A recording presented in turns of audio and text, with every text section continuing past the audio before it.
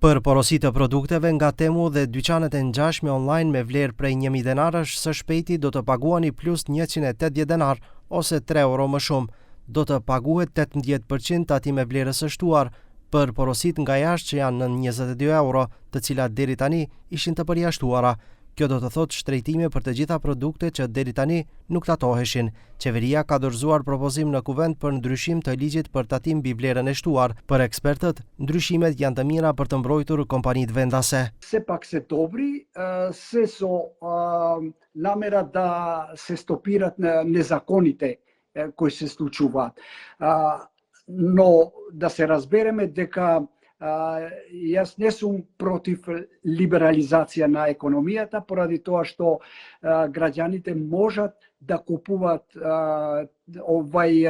производи со пониски цени. Треба да се внимава за кои производи се работи, се со цел да не се оштетат домашните фирми, домашните продавници кои веќе се пријавуваат дека се доста оштетени од увозот од фирмата Temu.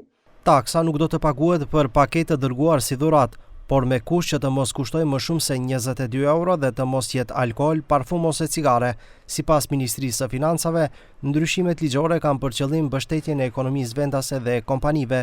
Thonë se rreth 65.000 euro në muaj sa arrin në disa periudha qarkullimi drejt platformave të huaja online do të riorientohen drejt ekonomisë vendase.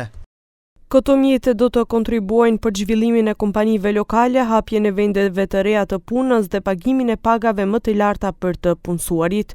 Ndryshimet do të ndihmojnë në uljen e ekonomisë gri, duke pasur parasysh se sistemi aktual lejon të keqpërdorime, domethënë importin e mallrave të përjashtuara nga taksa që më pas shiteshin në tregun vendas. Ndryshe, vetëm në qershor qytetarët e Maqedonisë kanë porositur 250 ton mall përmes Temus. Nga këto, 95 ton ishin me vlerë në 22 euro dhe për to nuk është paguar asgjë.